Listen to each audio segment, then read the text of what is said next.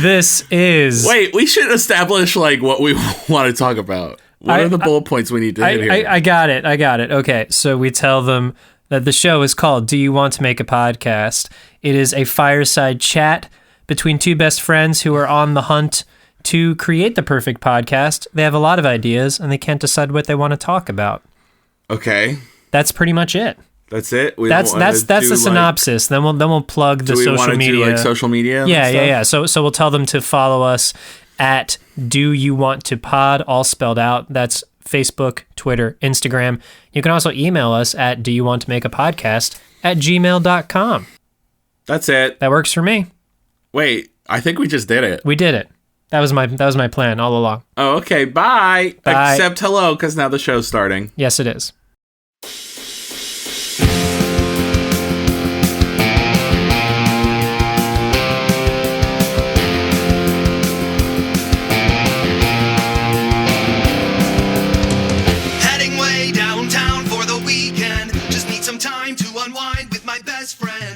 Ahoy, matey.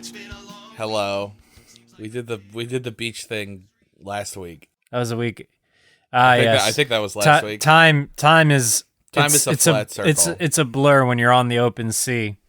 Oh wait, did we go on that boat? Is that what you're trying to get at? I forget. What happened? I don't know where you've been, but I've been sailing the SS Anxiety all across the world. I've been too wrapped up in my anxieties to really acknowledge where I am. Wrapped up in a blanket under the... Yeah, in the brig. Why'd you lock yourself in the brig? You could have gone anywhere on the boat you wanted.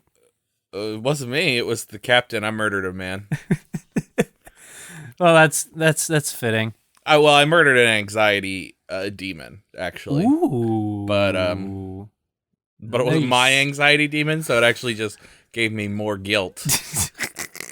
And so they threw me in the brig. But luckily they did give me this blanket, so at least it feels like I have a warm hug here. A weighted blanket? In the brig. Yes, it is a weighted blanket, yes. Helps with that anxiety. Well, that's wonderful. But yes.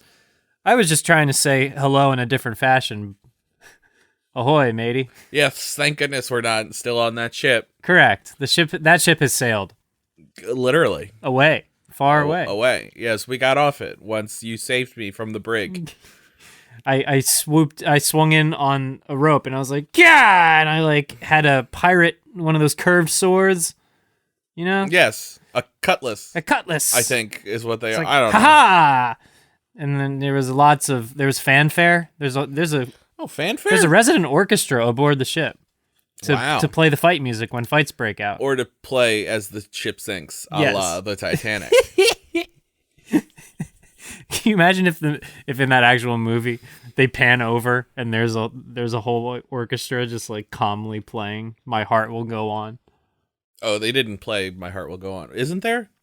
I don't know. I've seen that movie maybe once. I haven't seen the movie. I just know that is a thing that happened on the actual Titanic. The band played as the ship sank. Wow! I did not know that. Yes. That's holy shit. I mean, I can look up the story if you really want me to, but I could be lying. I mean, the net of it all is some powerful stuff. I don't know what they played, though. Well, they just chose to, instead of trying to save themselves, they're like, screw it, let's go out doing what we love, playing music. I mean, yeah, that's more or less what they did, yes. That's... because I don't want to say that's great, because it's a sad story, but the place they arrived at mentally is great. Maybe. You don't Great's know. the wrong word. Yeah, the place there are so many better... You're also making some assumptions about where they arrived at. Who knows? They arrived at a place... Maybe they were compelled to play. Oh, wow.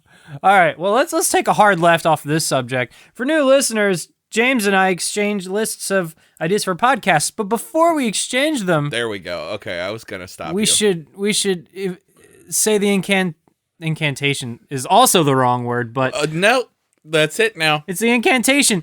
Jim... Do you want to make a podcast? Do you want to make a podcast? Do you want to make a podcast? Yes!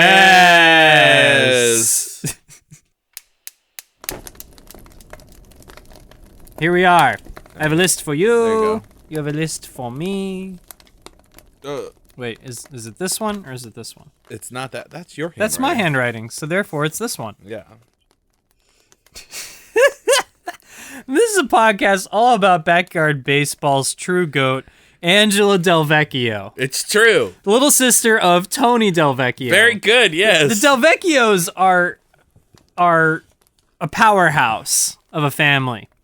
The backyard sports run strong in their blood. Yes. I mean, we could generalize to all of backyard sports if we wanted to, but... I'm huge fans of Kenny Kawaguchi and Vicky Kawaguchi? Not so much Vicky, because I'm thinking more backyard baseball. She's actually, she's very bad in backyard baseball. Kenny Kawaguchi was a fucking ringer. He was good. Great. And that's what Angela Del Vecchio is. And Pablo Sanchez as well. No, everybody loves Pablo Sanchez. As a pitcher in backyard baseball. He is best pitcher there is. Like objectively they like stacked his like stats to make him better than everybody else. But yes. Angela Del Vecchio is one of the best pitchers and hitters in that game. What about other sports? Is she like the GOAT across the franchise? No, she stinks at almost all everything the other sports. And honestly, she stinks at fielding, and she can't run to save her life. She's just all she does offense. All she does is throw strikeouts and hit diggers. All she does, literally, she's always my first pick whenever I play because she's always my pitcher. I would love to go head to head with you, but that's not possible Is that possible in backyard baseball? Can you play somebody else, or is it just the computer? I think so, but I never did it. Because I never utilized Angela Del Vecchio. Oh, she was the best. And I felt like my team was always fairly stacked, so this would make them unstoppable. I would always pick like the same people. First off, I wouldn't pick I specifically would not pick Pablo Sanchez because that's too OP. But I would pick like all the other good people. So I pick Angela Del Vecchio. You pick Kenny Kawaguchi. I do usually take Kenny Kawaguchi. You take the most average person in that whole game is Sally Dobbs. You take Sally Dobbs. I'm forgetting the names. If you wanna spike her stats, you take Ronnie Dobbs, but then Ronnie Dobbs' stats are even worse. You take... I need to look up the names of these backyard sports kids. You take Maria Luna, I think was her name. Oh, she had the... No, Vicky had the she Vicky came on had with the tutu. Maria is the one who loves pink, and if you make the team pink, her stats go through the friggin' roof. Wait, what? Is that a thing? Yes. You take both the twins. If the twins are on the same team, the Weber twins, if they're on the same team, their stats go through the roof. Wait a minute. And now I'm talking Backyard Baseball 2000. I'm not talking I'm talking original. I'm talking like this version of Kenny. Yes. Not this version. Definitely not that version. This is great audio. I think we're talking Backyard Sports 98, maybe? Or 2000. I feel like 2000 is... Yeah, I mean, so I don't know if they did that in the 100% original Backyard Baseball version. I'm talking OG Backyard B. Where's my guy? Ricky Johnson. All right, now Ricky Johnson. Ricky Johnson. He is the most like innocent little guy. Yes. And I feel like he's a fairly all-around player. Yeah, he's okay. 1997 to 2000. Yeah, so I'm talking like 97, 98 Backyard Baseball. I just liked the appearance of Ricky Johnson. I think his football-shaped head make me think of Hey Arnold. I think he was really good in backyard football. Maybe. Because he had a football-shaped head. Baseball was... Should we confine our conversation? Yes. If we go out of backyard baseball, I will have nothing to add. I played a lot of backyard football as well. Backyard soccer... It was not as good. Soccer was a thing, but baseball, I feel like, lends itself to early video games because there's, like, pauses. Yes. There's wait time built in. Yes. Yeah, so it was a much more fun experience overall. Ricky Johnson was on my team. Let's just draft our teams right now. I'm laughing at Sally Dobbs' hair. Oh, man. Stephanie Morgan. Oh yeah, she thought she was better than she was, but she was still pretty good. She never let me down. And sometimes just for fun, where's the kid with the pocket protector? Dimitri? Oh yeah, Dimitri Petrovich, I think. My guy. I just love how Keisha Phillips. Oh yes, crushes the ball. Keisha Phillips is the truest GOAT. Yes, I love her. Oh my God, Keisha. What are these other pictures? I don't know. This is like this looks like a Bitmoji of them. Yeah, almost. That's bad. That does not. Is that look what's cool. happening these days? Yeah, Backyard Baseball 1997. Always and forever. I'm a big Keisha Phillips fan.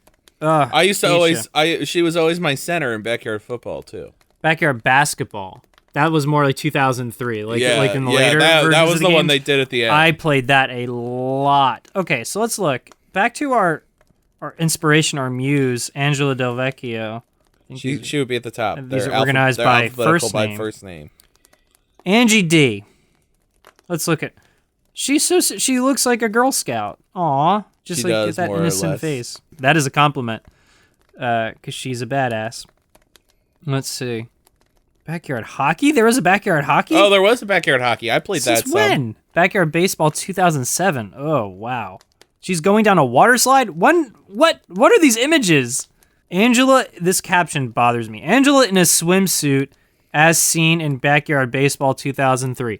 What was going on in that game where they were going down that's a water credits slides? That's a credits image. If you win the championship, you get to go to a water park. That's what that is. Okay. I remember now. All right, batting, pretty good. Running, as you said, can't run for shit. Pitching, she's just stacked. Yeah. I think... Yeah, there were only 4 balls in the original, so, like, you know. But then, yeah, if you look here... She's just... What game is this? That's Backyard Baseball 2000. So instead of 4 balls for each stat, they had, like, 9 or 10. And well, so in this one, she's, like, maxed out. So I'm wondering if this is, like, a static GIF that's on every page, because it's looked like... Yeah, I don't know. I don't know what the deal is. All right, regardless... We're looking at a fandom wiki on a phone. On the internets. So, Angela Del Vecchio, the true GOAT of Backyard Baseball. She's so good! She's always my first pick. I think always. She's like, phone's ringing. The phone is ringing. It's Angie D calling. Yo, if she called, I would say you're on the team. You've automatically made it. You've made the team.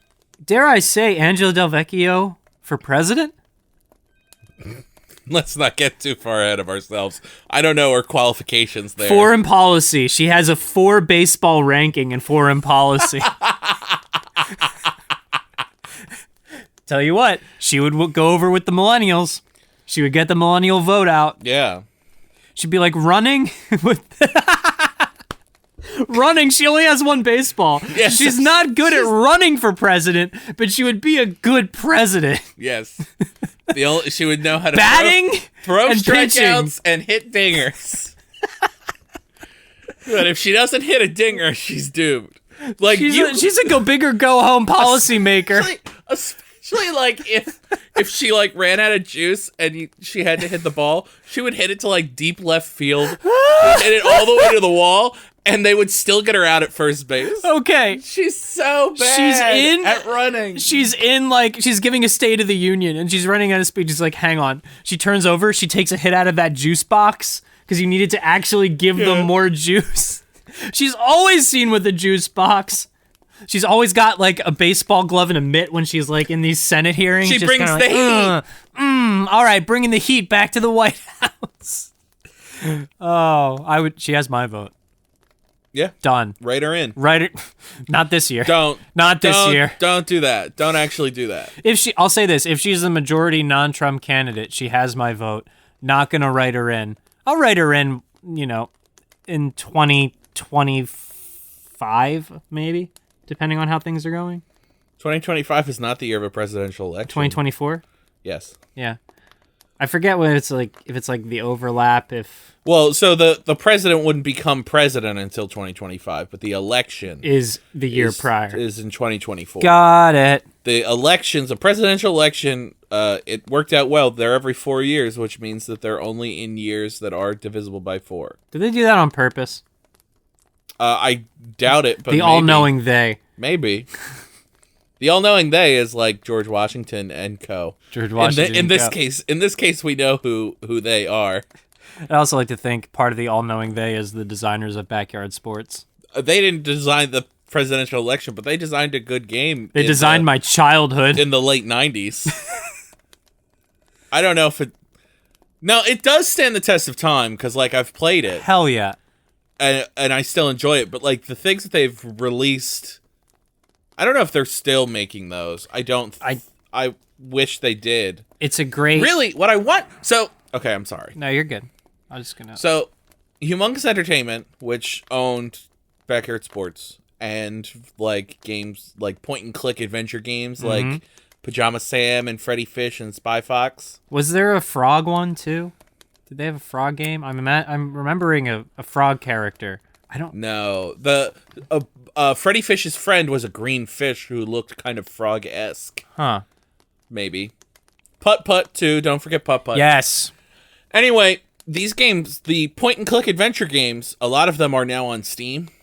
And all I want is for the Backyard Sports games to come to Steam. Here we go. So I can play them. Emulator. It's an easy emulator download. It is an easy emulator download, and I think it's on this very computer we're recording on right now. Wait, really? Yeah, it is. Nice.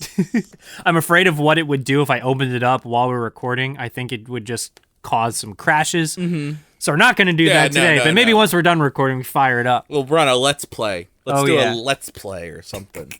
I still play it every once in a while. Backyard Baseball 2000, though, was my jam. That was the one they added. Never played 2000, only in 97. I think it was 2000. Might have been 2001. They added real athletes. Oh. As children. Kids. Like young Alex Rodriguez. There was Alex Rodriguez, was one of them. Alex Rodriguez, Derek Jeter, Randy Johnson. Randy Johnson was like stupid tall. It was very funny. Jimmy Rollins represented the Phillies. Oh, get out! But you liked that aspect? No, I didn't. Okay, I was gonna say because that takes it away. I from would Angie never, D. Well, anytime and Keisha Phillips. Anytime I set up a season, I would only draft non MLB and MLB kids. But then the MLB kids would be on the other teams, so that way, like when I crushed them, even more satisfying. Felt real good. Nice, huh? I think like a point and click baseball game is the exact level of involvement I want to have in a sports video game. Yep. Instead of like the fast moving Maddens and NHLs. Oh yeah, with the the NBA 2Ks and the Maddens. Nah, and stuff. B. There's too many buttons. There's so many buttons. Get out of here. Get out. It's just crazy. It's like I can't. And there's no Angela Del Vecchio. There is no to top it all off. Del Vecchio. Unacceptable. I just imagine her family has like a bakery, like Del Vecchio's donuts or cannolis. Del Vecchio's cannolis. Yeah, it would definitely be something more Italian than donuts. I want cannolis so bad. When do I don't think there's ever a time I don't want a cannoli. Yeah. Are you a cannoli boy? I'm not I eat cannolis, but I don't typically actively seek out cannolis because I'm just not Italian. My stomach literally started grumbling as we talked about cannolis. I mean, I'm always hungry for a cannoli. Well, that's the thing. Seek them out. They're difficult to. They're not everywhere. But when the opportunity presents itself, do you gravitate towards the cannoli? If presented an option between a cannoli and a different dessert, there are many scenarios where I would probably pick the cannoli. Not all scenarios. But it also depends on like how much dessert I want, because the nice thing about a cannoli is that it's like light. Pretty light. And like 12 of them. Yeah. Now I should clarify, a cannoli from Del Vecchio's over same set of circumstances. First off, the Del Vecchio cannoli is almost certainly a front. Almost certainly. Because you know these kids' parents are in the mob. Almost certainly, but they're still really good cannolis. They're still really good. I don't want to take away from how good they are. Yes.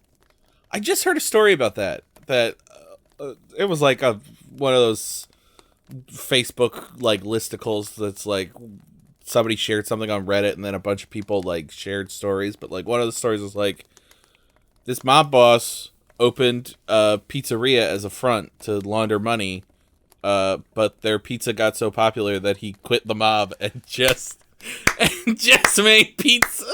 That is a beautiful story. And I was like, wow, that's the American dream right there. Well done. Oh man, I want to go to Del Vecchio's. That's like imagine if Breaking Bad, like you know how they bought the car wash, how he would have loved the car wash. Imagine if he just enjoyed washing cars. Full circle, he ends up back at the car wash. Yeah, stopped cooking drugs. That would be very funny. It would. Imagine Breaking Bad with a happy ending is basically what I'm getting at. That would be very funny. Yeah. I would watch that. Be Breaking Bread, where he just opens a bakery. I was going to call it Breaking Brad. Breaking Brad. And instead of Walter, it's Bradley. Brad White. Or Bradley Brown. Bradley Brown, I like that. Keep the alliteration. I like that. Yeah, Mr. Brown. Yeah, science. Bradley Brown was, but instead of meth, what's his drug? Is it still meth? We're keeping the rest of Breaking Bad. Let's go with DMT. He's just getting people tripped LSD. A lot easier. Molly. LSD. Ecstasy. Ecstasy. Ecstasy. Thank you, Chris Lilly, for all that you've done. Summer Heights High, great show. Yeah, Breaking Brad, Bradley Brown. So there we go. All right. There's another one for the. Put that one in the file. Put that one in the file. Breaking Brad. What was the other thing? Oh, talking about Angela Del Vecchio. Mm-hmm. Let me look at this. You got a list again. there. I got a list. Hold on. This is a podcast about me. It's called Sassy and Gassy. Hell yeah. When I eat the bad foods, my stomach is sad. And then I get gassy. And the gas is bad. This gas is whack. That didn't work. This gas says alas. How could I be this stinky? Anyway, that gas doesn't take away from my sass. Is the gas in and of itself sassy? Is it sassy gas? One could argue that when I'm gassy, I do become sassier because I have less patience for your bullshit. You like say something sassy, and to top off the sentence, it's like a burp. That's like your little smirk you give as you like fart as you give the sassy smirk. Mm-hmm. Instead of like snapping my fingers, I just rip one. That's what I do as I walk away. I rip one and I walk away, and then everybody's like, "Hey man, what the heck?" And it's like, "You deserve it, and you know it. You deserve it, and you know it." Not only is this sass passive aggressive, it's passive aggressive. You're just passing gas as you walk away. You crop dust the room. That was very good. Passive aggressive. I did like that one. That could be the name of the podcast. That was the alternate name of the podcast. Sassy and Gassy : passive aggressive. Aggressive. Not aggressive. Aggressive that's is different. Also, if you're gardening. Or if you're smoking doobies. Ooh. Oh, man. There's so much gas in this tank. Gas me up, baby! So anyway, look out when I get sassy and gassy. When you get sassy, when Boss Man gets sassy, plug your nose, kids. Because I'm coming for you. Because he's letting it all out. I'm letting it all out. Letting it all out. Woo! Toot. Toot toot. Aw, that's a cute... At least they sound adorable. They are. They're pretty cute. Toot toot. Cute toots. Cute toots. That's something. There's something there. There's definitely something That's a there. podcast where the backyard baseball kids are just farting. Little cute toots. Cute toots. Okay. All right. Or like Cabbage Patch Kids, or like, I don't know, insert some cute nostalgic thing. They're farts. Nice. Barney and Friends, Barney and Farts. All right. Now you're reaching. Well, no, those would be cute toots if Baby Bop or, let out a little fartsy. Wow, Baby Bop and BJ. And BJ. What did BJ stand for? Did we ever get that? Gonna look it up. Yeah, please look it up. Give it a goog. Because I just asked the question. What did BJ stand for? Yeah, watch your phraseology there on Google for sure. Oh no. Okay. Barney the Dinosaur. Just do Barney the Dinosaur BJ, and then you'll get a Wikipedia article for it. Okay. I got a nice wholesome answer from Google. Oh, thank goodness. The Google query was, what did BJ in quotes stand for? Barney. That Barney at the end of the phrase. That's crucial. That's a key part. Crucial. Kids. BJ stands for Barney Jr. All right. Whoa. Pause. BJ and Baby Bop are Barney's children? My whole world has been rocked. That I'm shook. Who's their mom? That means a couple things. One, that means that there's fuck. This is a whole rabbit hole. Do we need to? Are you thinking what I'm thinking? Do you realize what this means? We need to find Barney's wife.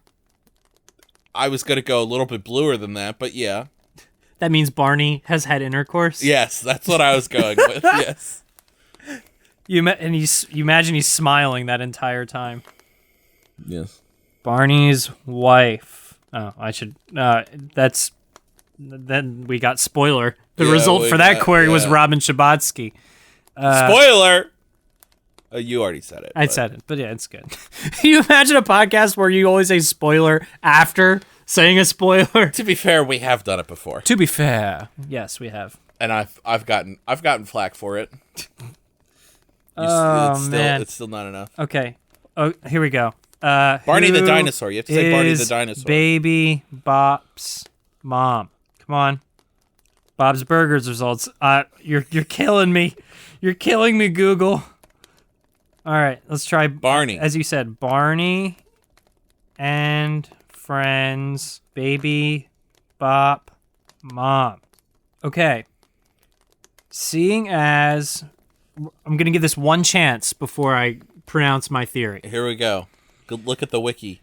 Baby Bop is a minor character in the Backyard Gang video series. Minor?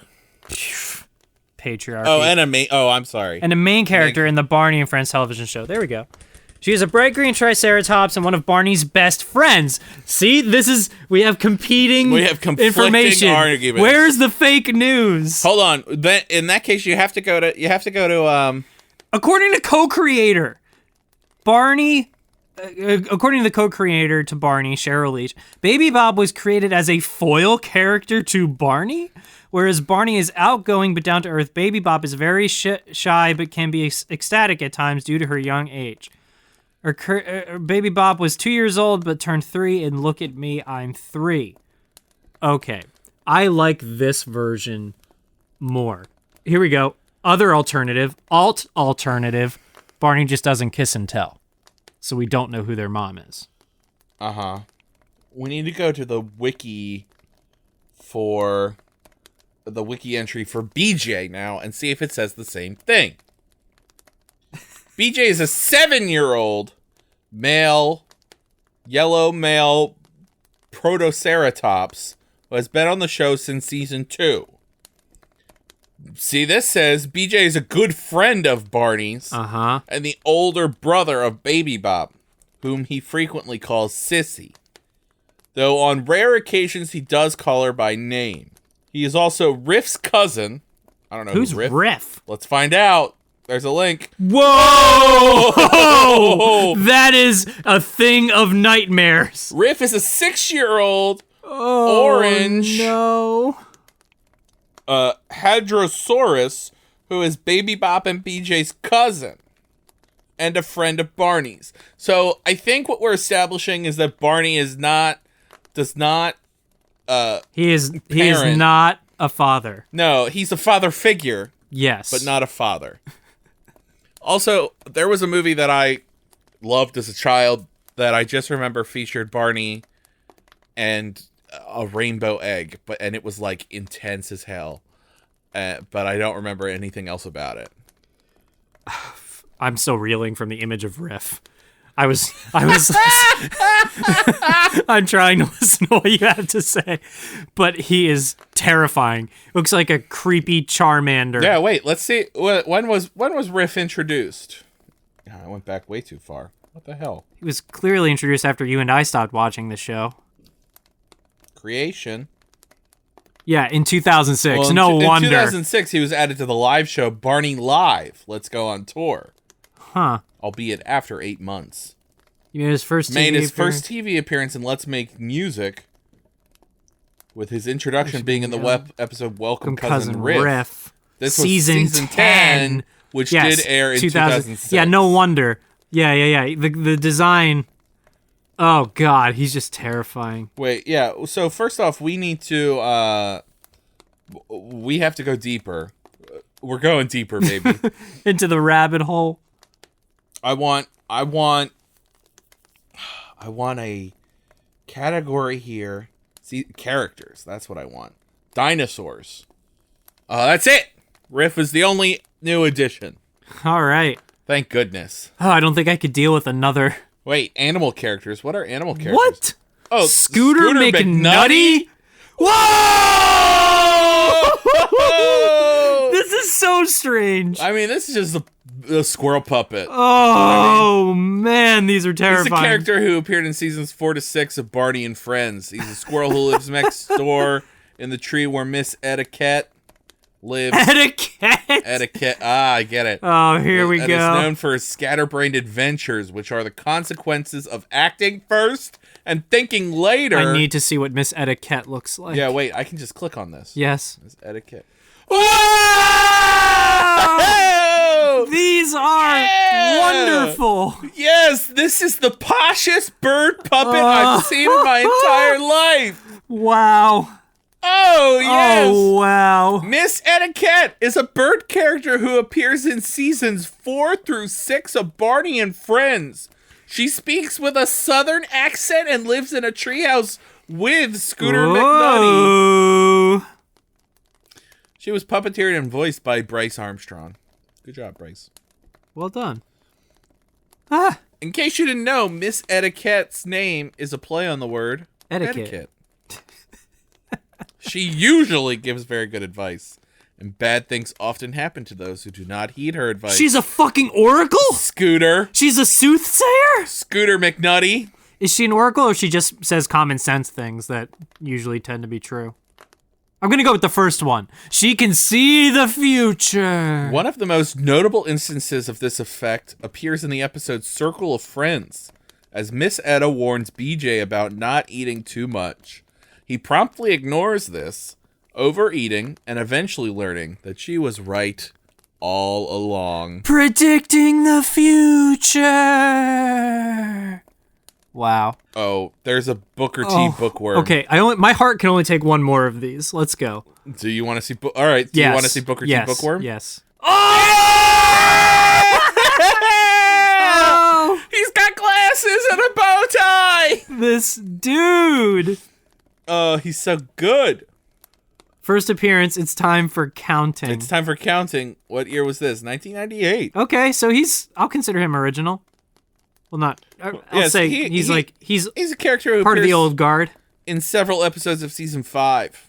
Nice. Oh man. Oh, love it. All right, we'll revisit the other animal characters another time. Righto. Man, I don't really know what to do with this information. I just need to sit with it for a good minute. Yes, I mean, I would. Barney and Friends is one of those things that, like, I barely remember. You know what I mean? Yes. And part of me would want to go back and watch it as an adult just to be like, is this as buck wild as it probably actually is? What are you doing now? You got time? You can sit around playing backyard baseball and watch also watch Barney and Friends. Yeah, that's what I'm saying. There are worse ways to spend an afternoon. This is a podcast, baby. All right. Well, we'll work on that. In the meantime, thank you for stopping by, kids. Put it in the file. 5 stars, reviews. Do it. Venmo. We're always on Venmo. Do it. Give us a call now. We have that. Phone number. Wait, hold on. Let's say it. We haven't said it yet. Yes. Hold on. We will speak. Let me pull it up real quick. Speaketh the phone number. Phone number is 856-441-3052. Drop us some love. We haven't gotten any voicemails yet. What the heck? That's 856-441-3052. It's in the show notes too. You can just remember that your phone also works as a device to call and leave voicemails, kids. We like the personal touch. Please and thank you. And that means your voice could be on the podcast. We'll feature it. If you wanted it to be. You would, Yeah, well, let's just assume that everyone who calls in wants their stuff on the show. Oh, yeah, that's fair. Where we have to call them back, be like, excuse me? No, yeah. Can we play that voicemail? Because we're not doing that. Yeah, this all goes under the impression that you want your stuff on the show. Non-disclosure forms, all legal protections. I invoke all legal protections. Thank you. That's how the law works. Give your moms a hug. Bye, Mom. Bless. Bye, Mom. I love you.